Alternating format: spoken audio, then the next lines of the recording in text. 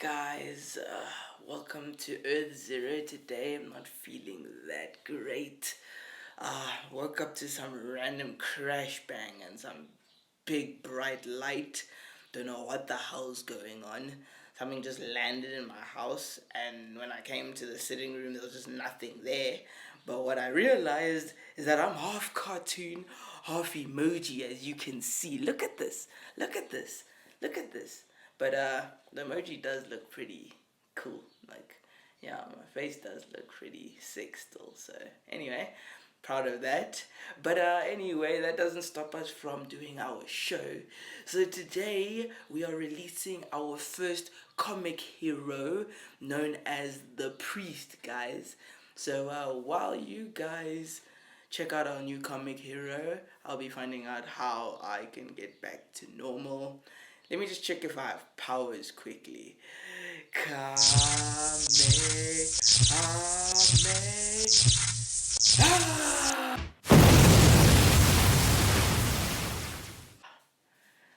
Okay, yeah. So it looks like I do have two problems now. Now I have a hole in my wall and in my ceiling. Anyway, let me go fix these things out, guys. I'll see you guys in a second. Check you.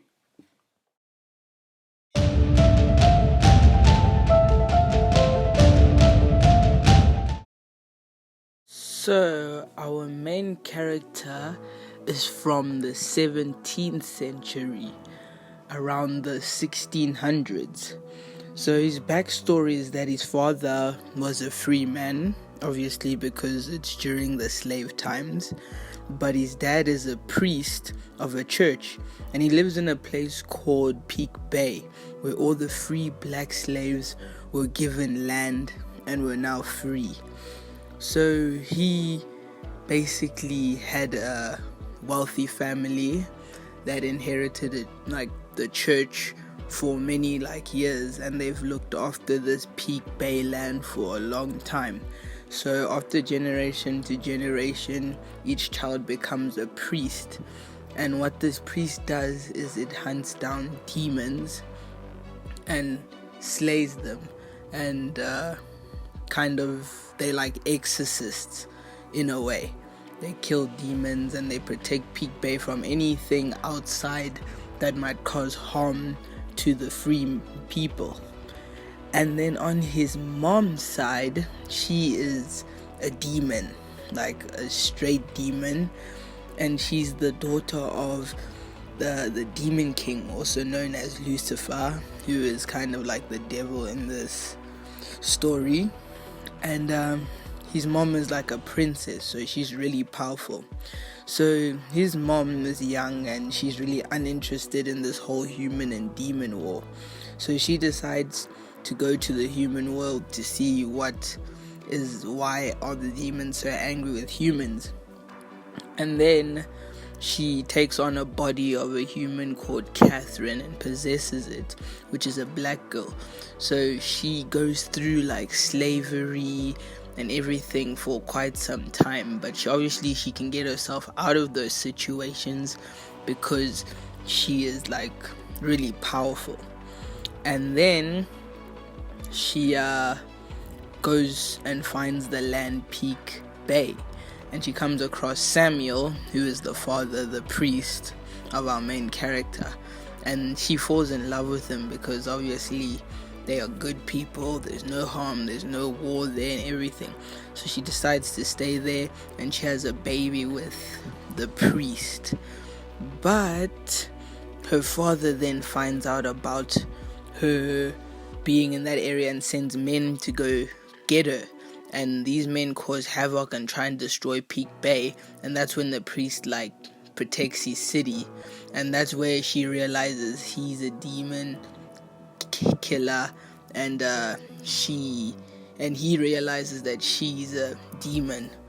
So there was tension between the two, but basically the father was just trying to protect the baby because they were trying to kill the baby because they knew that they couldn't be a half demon, half human child among the world, but they failed to. So the main character obviously grows up to become a priest, and he learns how to do some exorcism, but he doesn't know that he is also half demon, and he's very powerful since he comes straight from Lucifer. Well, his grandfather was Lucifer, and his powers and ability is basically that he's an exorcist, so he gets these cool exorcist weapons. He gets a vintage sword, he gets a sword in 2019, gets a vintage gun, and he gets a 2019 gun as well. They change from year to year depending on the year, obviously. So he's a demon, so obviously he can survive for such a long time. And then his powers are obviously, he's a demon, he can possess people, and he can control demons and the dead, and he's a very powerful and big asset to the demon world. But he has a weakness, and that is he can't stay as a demon for such a long time. So basically, if he stays as a demon for a long time, he will either stay demon permanently, and the only way to stop him as a demon is if someone does an exorcism on him. And once he turns into a demon, there's no going back to a human for ever. So he tries to avoid that state. And that is the conclusion to our first comic hero, the priest, guys. Yo guys, welcome back. As you can see, I've gotten rid of the emoji head and the whole cartoon vibe. So we're on a good streak, but I don't have a solution for the hole in my wall or in my ceiling, and my parents are about to come back from work, so I'm gonna be But anyway, forget about those things. Right now we are so happy about our first look at the priest. I hope you guys enjoyed that, and if anyone would like to sponsor, it would be much appreciated, guys, so that he can actually get his own comic book. So if anyone would like to see him in a comic book, please subscribe, and sponsor if you can, guys. Thank you so much.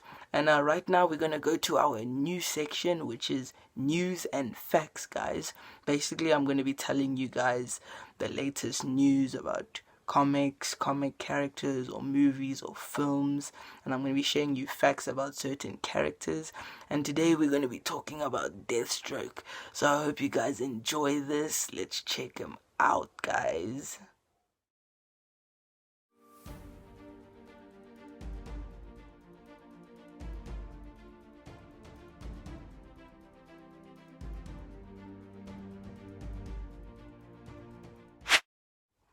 We're gonna start off with Deathstroke's facts first, and his first fact is that he was known as the Terminator before Deathstroke, guys.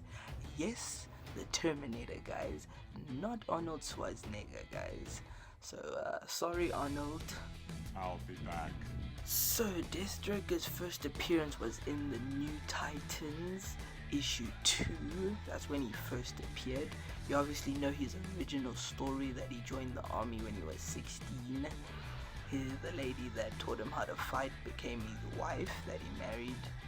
He then went through a meta-human kind of operation that made him really strong, and he got a healing factor, and he was able to use 90% of his brain, and that's why he's one of the best combat fighters, and that's the reason why he can take down people like Batman. He took down the Justice League before, but not the Justice League, obviously. But all I can say is that Flash, some guy from the Green Lantern Corps was in it, and Arrow was in it. So that's a few good heroes that got taken down by Deathstroke, and all at once. So that's pretty impressive. And then you obviously know that his wife shot him in the head due to some issues at home, and that's how he lost his eye, guys. And now we're gonna go on to his suits, guys, his live action suits. So we have our CW suit with the whole hockey pad vibes. Like, he looks like he came from a hockey game. This looks really low budget in my opinion, but the actor did really well, and he's the reason why I watched Arrow. And then we get the DCEU one, which looks amazing. Joe Magneto looks great. But then the DCEU just decided to like cut all of that down. I don't know what happened between them, Ben Affleck, and the whole Batman story. So I don't know if we're going to be seeing him anymore in the big screens. But anyway, and then we come to our biggest news of all, and that is Titan Season 2 is bringing Deathstroke again live action, and his suit is looking amazing. Look at this suit, guys. It is looking great. It's looking like the original comics. I heard people were complaining about the too much blue on it and less orange. I mean, that's when the more orange comes, like, in his updated suits and everything, in my opinion. This one is more like his old original suits. They didn't have so much orange in it, and not a lot of black. There was more like silver, and yeah, you can see on the chest the silver and all the paddings, and comparing it to the actual comic one. So it's really accurate, and they have a good budget for this, and I am so keen to see it, guys. So I hope you guys enjoyed today's episode. Our first hero is finally here, guys. I've been waiting for this day, and he's looking so good, guys. And I'd like to dedicate this moment to thanking my homeboy Nikita, who drew this lovely character for me. All of that was him. It was just my character that I thought of, and he drew it for me. So if you guys would like for your character to be drawn, please hit up Nikita, my friend. And obviously he'll charge you nothing for free, but he did all the artwork. He's really good, guys, and I have all of his details in my description below, his YouTube, Insta. So please go like, subscribe, and support the boy, because he is the one. I wouldn't have had this character if it weren't for him. So yes, guys, thank you once again for watching today's episode. Please like, subscribe, and share. And please sponsor if you would like to see this character in a comic, guys. And stay well and stay entertained.